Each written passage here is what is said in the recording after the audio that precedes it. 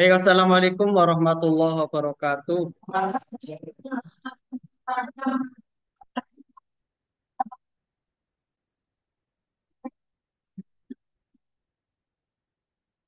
Sebagaimana yang sudah kita kontrak Rabu yang lalu, hari ini akan membahas judul. Judul. Targetnya satu hari ini dapat judul. Judul itu kuncinya ketika kita memilih judul, kuncinya adalah CCTIS. Boleh satu dari ciri-ciri tersebut, syukur-syukur kelima ciri tersebut ada dalam judul kita. Walaupun nggak mungkin juga. Yang pertama kontroversi.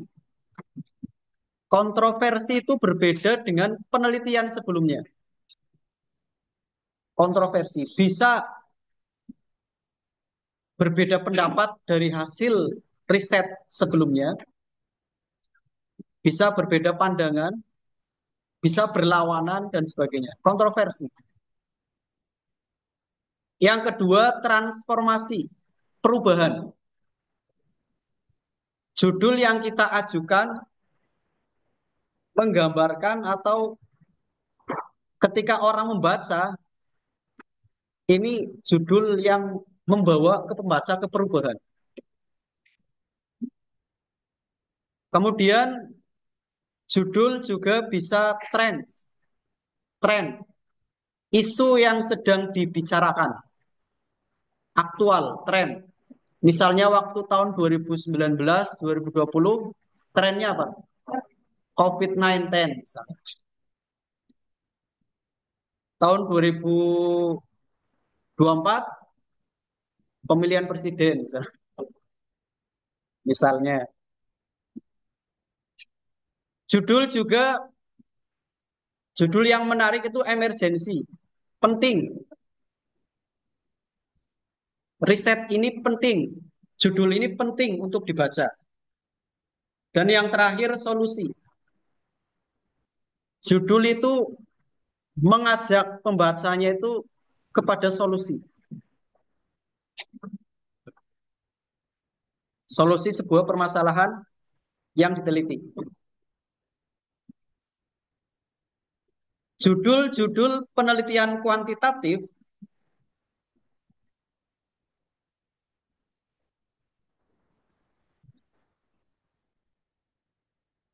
pasti memuat variabel yang diteliti. Judul-judul penelitian kuantitatif pasti memuat variabel yang diteliti. Dalam penelitian kuantitatif dikenal beberapa variabel. Ada variabel independen, ada variabel dependen. Independen itu variabel bebas. Dependen variabel tergantung terikat. Istilah variabel independen dan dependen ada pada model persamaan regresi linier.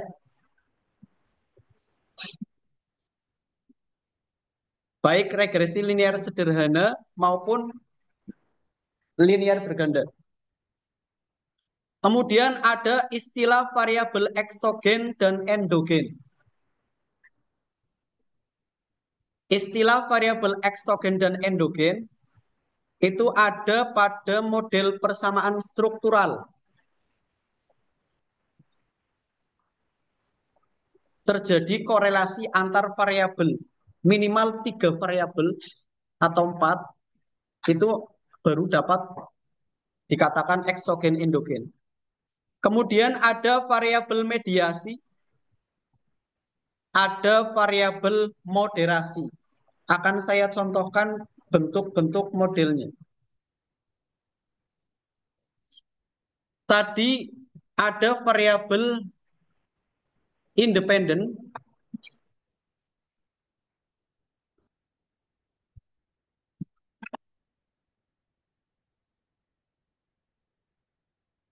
Dalam regresi berganda dikenal dengan variabel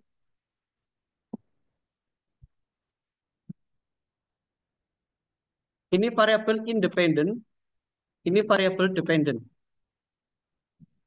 Modelnya namanya model regresi linier sederhana. Satu variabel independen, satu variabel dependen.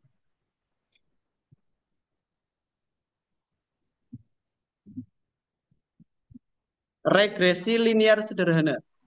Kemudian ada regresi linier berganda. Kalau variabel independennya lebih dari satu, maka disebut regresi linier berganda.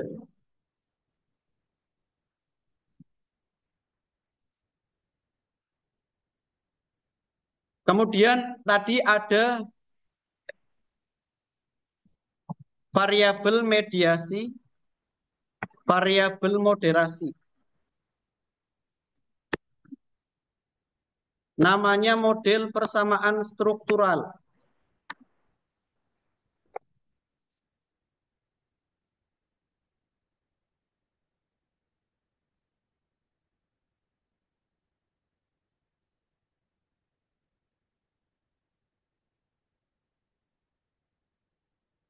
Ini yang E itu eksogen, yang ini variabel eksogen. Kemudian ini variabel endogen. Yang ini variabel mediasi. Yang ini moderasi.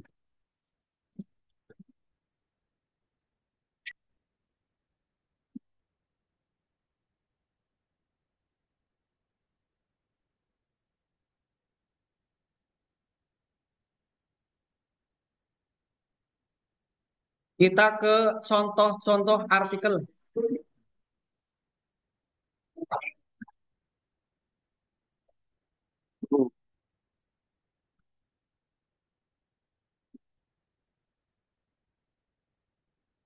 Contoh judul penelitian kuantitatif.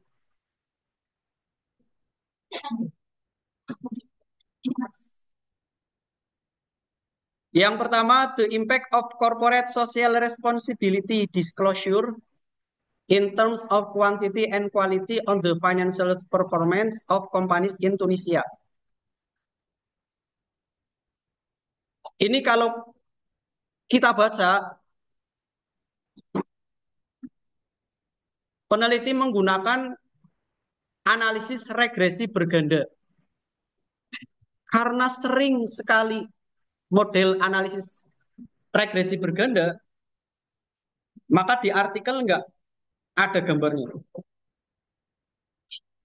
Nggak ada gambar modelnya. Kalau baca-baca skripsi itu banyak sekali regresi linear berganda.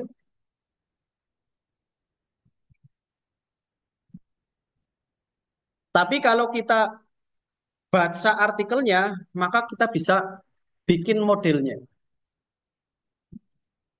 The impact of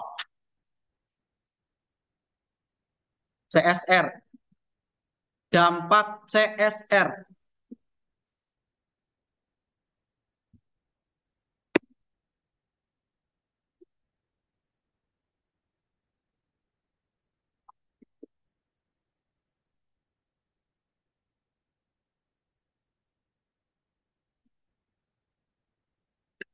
CSR. Terhadap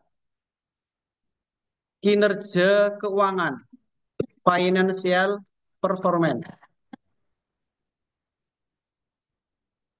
Peneliti sebenarnya gambarnya seperti ini. Model utamanya. Pengaruh CSR terhadap kinerja keuangan. Yang menarik di artikel ini, peneliti itu menganalisis CSR. CSR itu kegiatan yang profit oriented atau bukan? CSR itu program yang profit oriented, berorientasi untung atau bukan? Bukan. Itu interestnya, menariknya. Emergency berarti, menarik. Rata-rata kan misalkan program marketing, program iklan di TV terhadap kinerja keuangan kan, profit oriented. Kalau ini CSR. Yang kedua, peneliti membagi CSR jadi dua. CSR kuantitas dan CSR kualitas.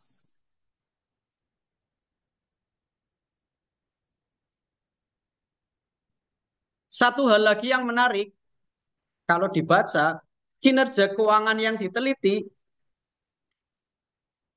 itu ada,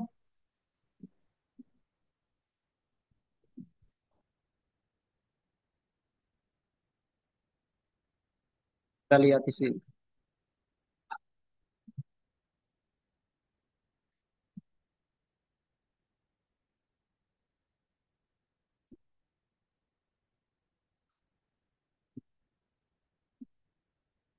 Nah, ROA, BPA, ROE. Ada tiga ya.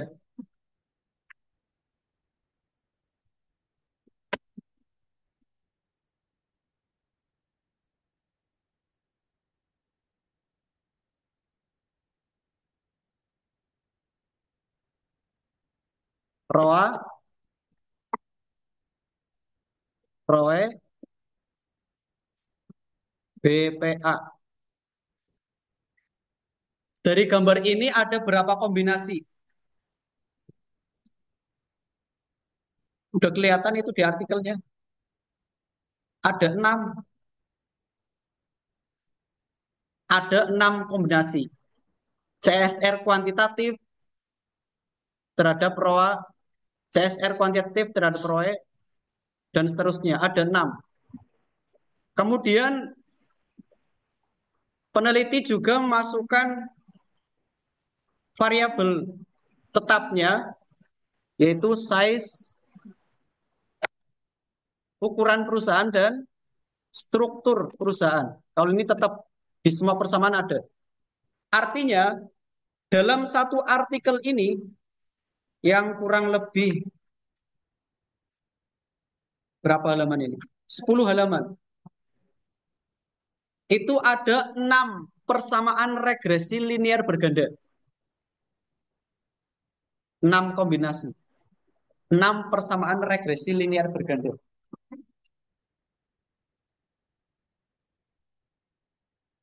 CSR one, terus ukuran perusahaan, struktur perusahaan,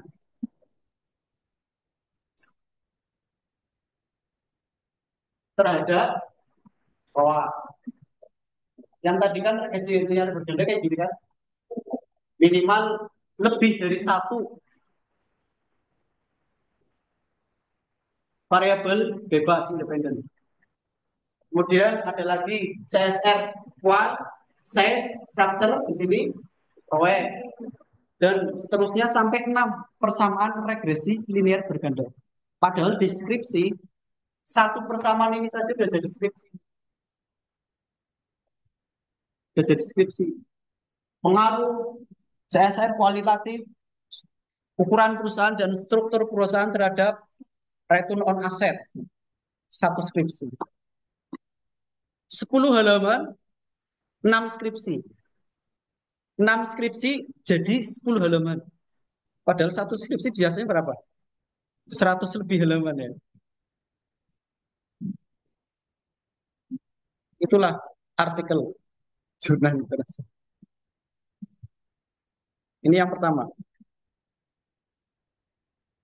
Kemudian ada lagi hmm,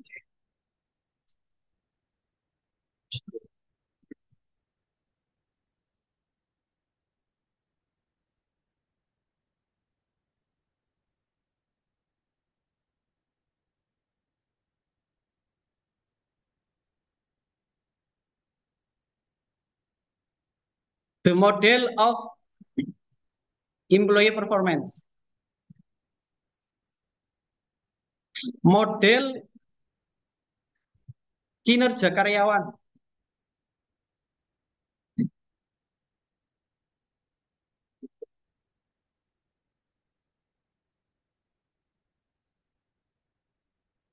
Model kinerja karyawan. Fleksibelnya artikel itu seperti itu judulnya. Variabel apa yang ada di judul ini? Kinerja karyawan. Jadi tujuannya adalah employee performance.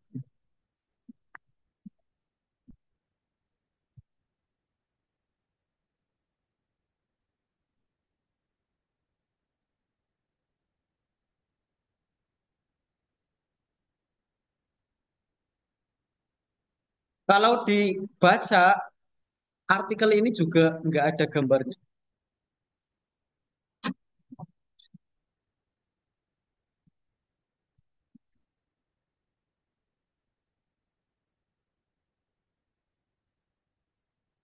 Tapi pembaca yang paham model-model penelitian itu bisa gambarin.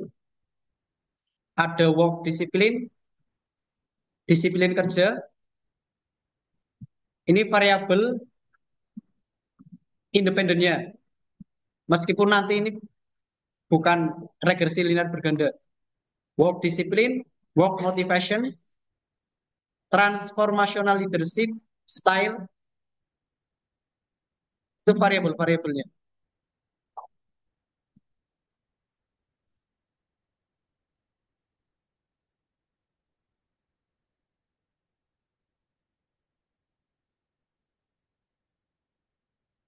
Berarti kalau digambarin,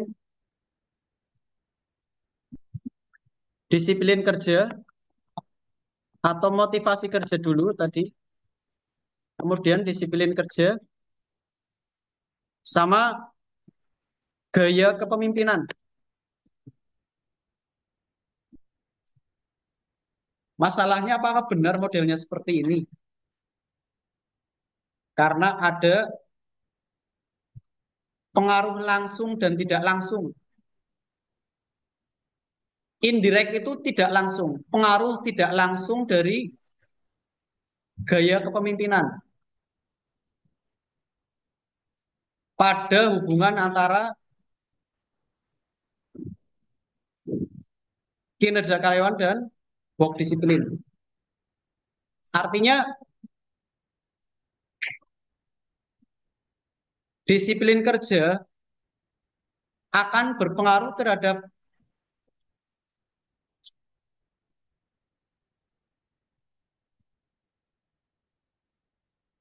kinerja karyawan melalui disiplin kerja berpengaruh terhadap kinerja karyawan melalui gaya kepemimpinan.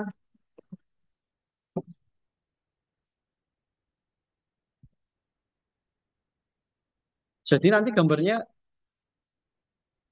kayak pet analisis. Disiplin kerja sebelum ke kinerja itu melalui gaya kepemimpinan. Disiplin tidaknya karyawan itu lewatnya gaya kepemimpinan. Manajernya gimana, direkturnya gimana.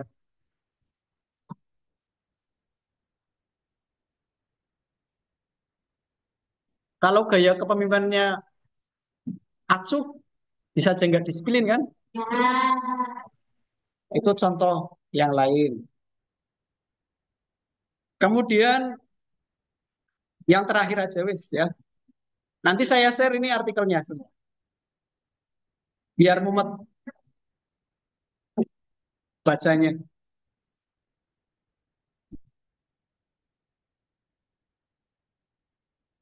Kalau yang ini ada gambar modelnya. Karena kalau hanya baca itu sulit menggambarkan. The mediating role of employee quality to enhance employee performance.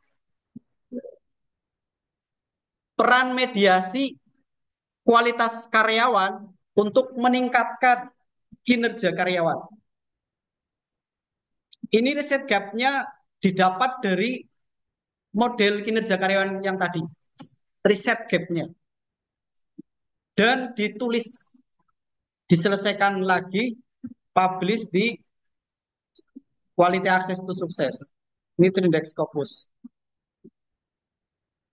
Jadi gambarnya itu kalau mediasi tadi di tengah ya, kualitas karyawan, employee performance, kinerja karyawan. Mediating berarti yang di tengah. Kualitas karyawan, employee quality. Nah, masalahnya yang di sini itu apa saja ini?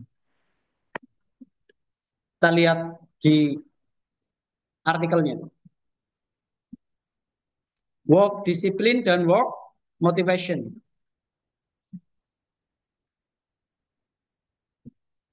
Disiplin kerja dan motivasi kerja. Jadi mirip dengan yang tadi kan. Cuman yang tadi itu sebenarnya riset yang belum selesai. Dia hanya menggambarkan model kinerja karyawan. Kinerja karyawan akan dipengaruhi oleh disiplin kerja, motivasi kerja, gaya kepemimpinan. Tapi ketiganya itu ada alurnya, jalurnya. Disiplin kerja akan meningkatkan kinerja karyawan kalau gaya kepemimpinannya kayak gitu. Berarti melalui. Nah, ini dihilangkan itu gaya kepemimpinannya. Diganti kualitas kerja. Employee quality. Kualitas karyawan. Kebaruannya artikel ini, kualitas karyawan hanya satu indikator. Namanya kualitas kerja karyawan. Ini di gambar ini. Quality of work employee. Kemudian disebut namanya adalah indikator komposit. Indikator komposit adalah indikator yang berpotensi jadi variabel. Jadi ketika dianalisis, misalkan kita mengajukan beberapa indikator, 3 indikator atau 5 indikator. Ternyata yang valid dan reliable hanya satu indikator. Namanya quality of work employee, kualitas kerja karyawan. Satu indikator itu berpotensi jadi variabel. Jadi employee quality yang dimaksud adalah kualitas kerja karyawan, bukan hanya kualitas karyawan. Bukan karyawan yang ganteng, tapi karyawan yang kerjanya beres. Misalnya kayak gitu.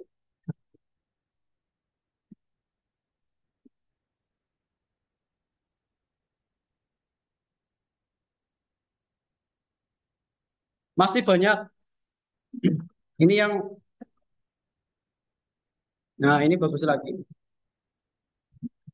Judul lainnya, partisipasi customer dan pertukaran antara produk baru inovatif dan kecepatan produk pasar. Ini Journal of Islamic Marketing.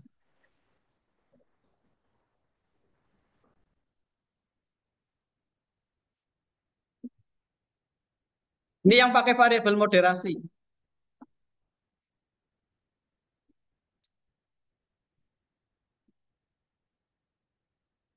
Variabel moderasinya adalah, nah ini moderating efek, efek moderasi, interaksi antara CPC dan proses independen. CPC itu apa? Customer Participation as Code Developer.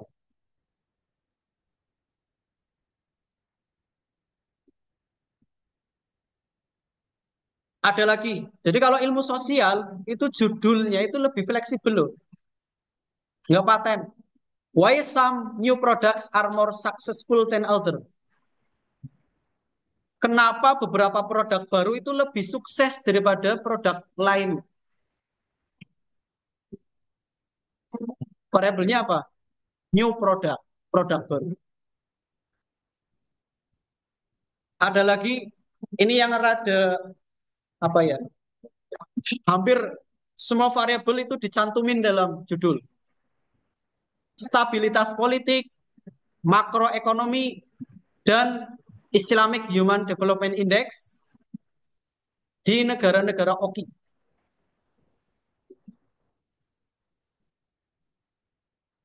Kalau dibaca abstraknya, ini pakai variabel moderasi.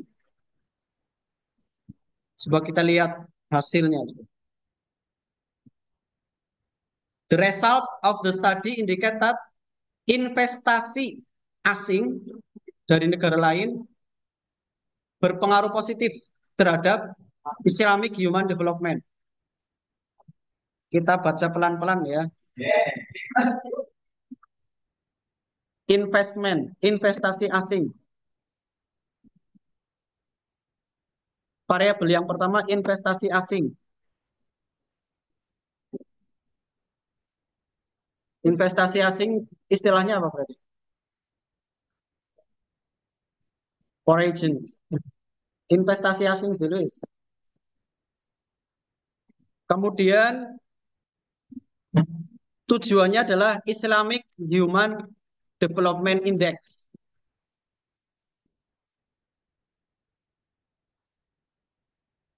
Ada lagi variabel ini berpengaruh positif ya terhadap.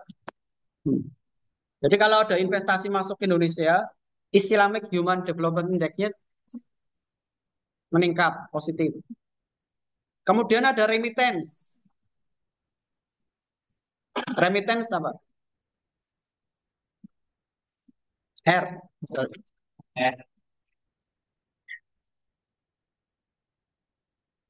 Remittance have a significant positive.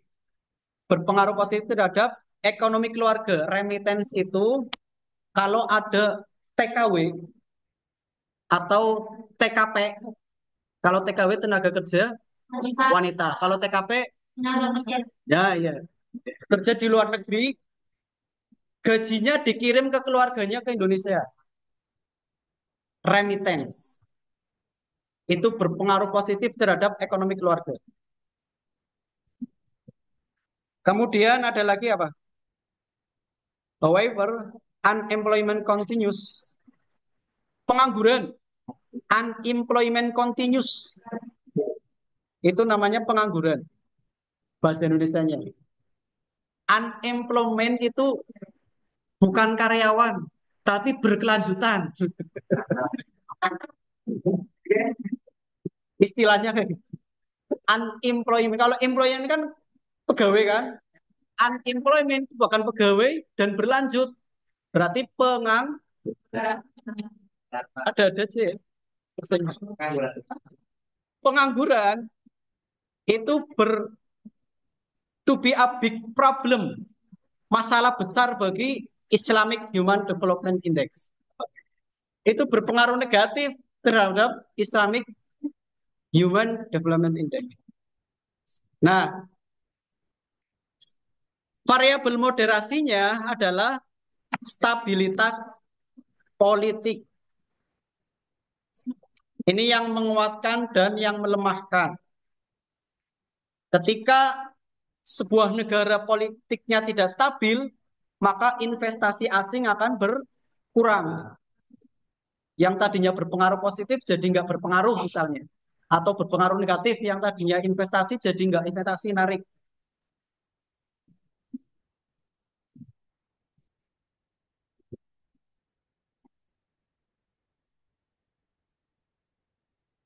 Kemudian yang terakhir ini, artikel terakhir yang belum dibahas, the relationship between NPD innovation and individual.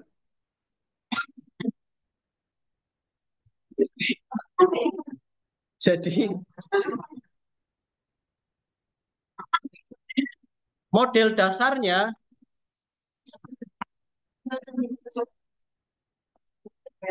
inovasi pengembangan produk baru dan NPD performance. Kinerja pengembangan produk baru. Ini dimoderasi oleh NPD best practice. Dalam artikel istilahnya moderating, tapi kalau dibaca ternyata mediating, memediasi. Kayak gini gambarnya.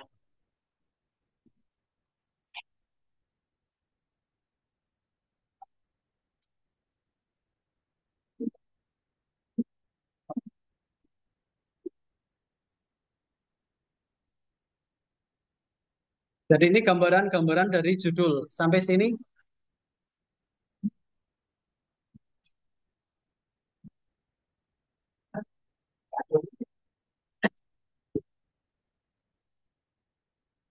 itu contoh-contoh judul penelitian.